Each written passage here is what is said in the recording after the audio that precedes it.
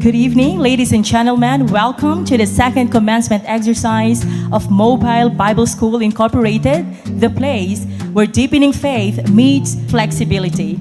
The ontology of unity in Christ, one heart, one mission.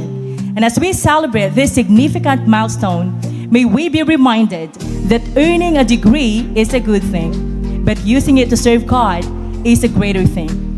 Ama naming Diyos na mapagmahal sa lahat, maraming salamat, Ama, sa pagkakataong ito na nandito po ang inyong mga lingkod. Basbasan niyo, Ama, ang bawat isa. Ang lahat ng ito ay aming dinadalangin sa pangalan ng iyong anak na si Jesus, na aming tagapagligtas magpakailanman. Amen. With all candidates of graduation, please rise. By the authority vested in me as founding president of Mobile Bible School Incorporated, I confer upon you certificates, diplomas, degrees you have earned. I declare you graduate of Mobile Bible School academic year 2025-2026.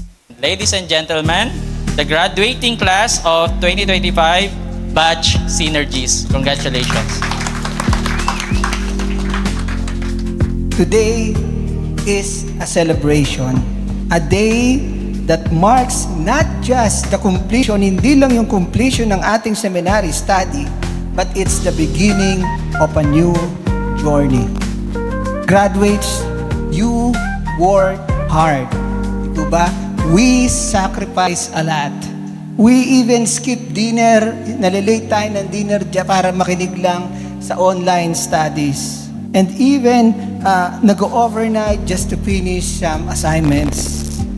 And overcome, at ang mahirap pa dito, there are lots of challenges sa ating buhay while we are studying itong MBS. Until we reach this moment. Hindi po ba? Di ba parang isang mirakulo lang yon?